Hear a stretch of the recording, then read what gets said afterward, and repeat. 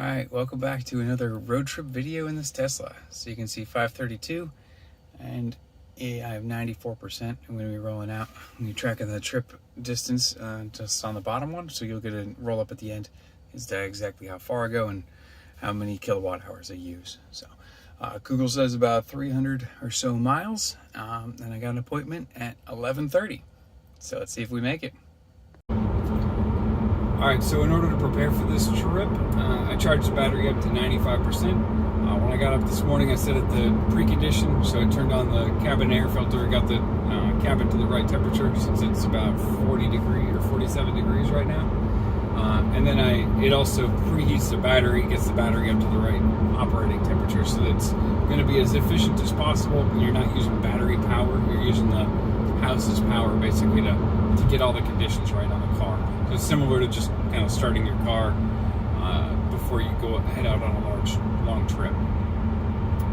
And so those are the steps I took. I know my route, since this is a route I take somewhat frequently, but I'm going to be stopping at a supercharger that I know about, and I'm going to be stopped when I get there. What it looks like is I'll be right around 4% battery, so I got about 4 hours of driving, and then I'll make that stop for about maybe 15 or 20 minutes, and then I'll be able to do the rest of my journey.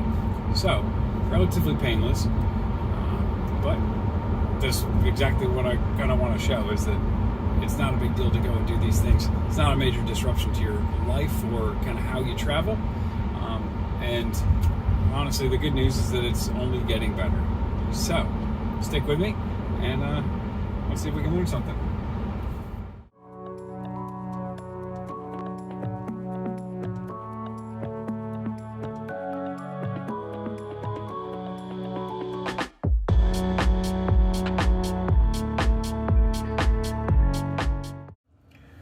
All right, pulling in for the first charging stop.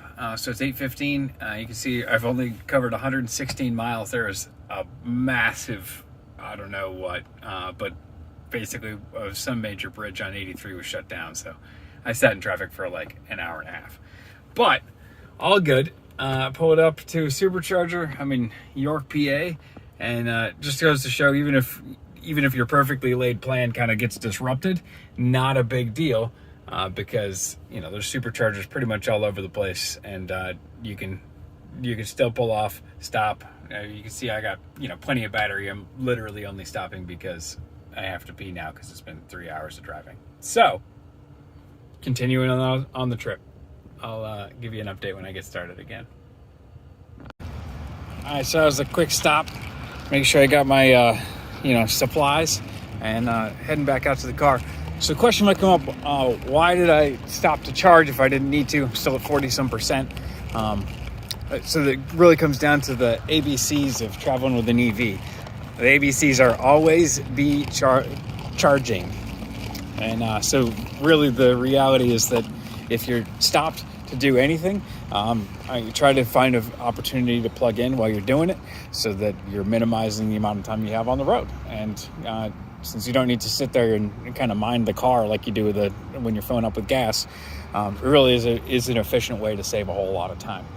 So, and a lot of these places are at Sheets or other gas stations anyway, so you have access to amenities while you're charging. But it makes it a lot less painful. So, we're about to go get started again. All right, once again, starting the next leg of the trip. So this might actually be the only charging stop I have to make. So we'll see. Depending on what happens to traffic for the rest of it. My next leg's about 3.5 hours. I definitely am missing my appointment.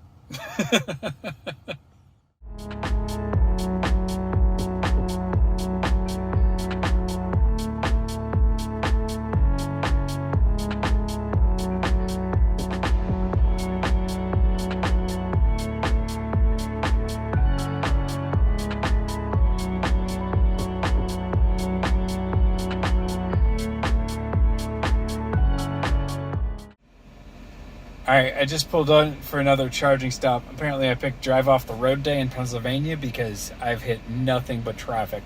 So you can see I've been driven today only 248 miles and it's 11:19. So I've been driving for like almost 6 hours. Not the fault of the car, definitely the fault of Pennsylvania drivers.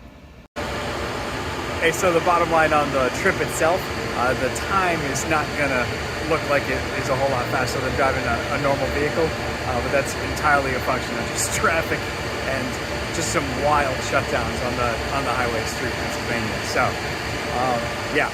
Other than that, like even with huge diversions, like huge delays, no issues with finding a place to charge or even needing to stop. And like I said, every single time I need to go to the bathroom or like stop and get a drink or coffee or whatever, and need to take a break, stretch my legs, this is the key. Just plug in, and you're able to minimize the disruption to your overall trip, make it as seamless as possible. So with that, I'm gonna go do all of the reasons why I stopped. All right, I'm unhooking now, and we are continuing the trip.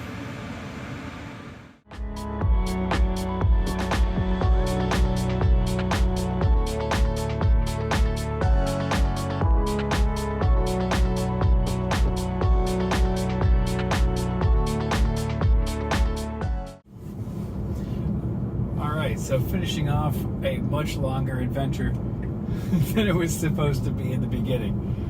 So I'm going to pull this up real quick because I'm closing in on the end of my destination. So you can see a total 326 miles, 104 kilowatts. It cost me almost exactly $21. So that's going to be, what, 7 cents a mile to drive that far? And this is, my efficiency was kind of bad. So as you can see, long trip, even though there's a bunch of disruptions, you don't have to necessarily worry about swapping over to the EV world, and a small disruption to your trip is going to cause catastrophe. It absolutely doesn't. Plenty of places to go, and the vehicles are, you can go definitely far enough on a charge to not have to worry about little things like that. So, hope this answers a few questions, gets rid of a few concerns. And if you got questions and things like that, please let me know in the comments. Ask the questions, and I will try to tailor some future content to answer those questions. Now turn right onto West Market Street. I'll talk to you soon.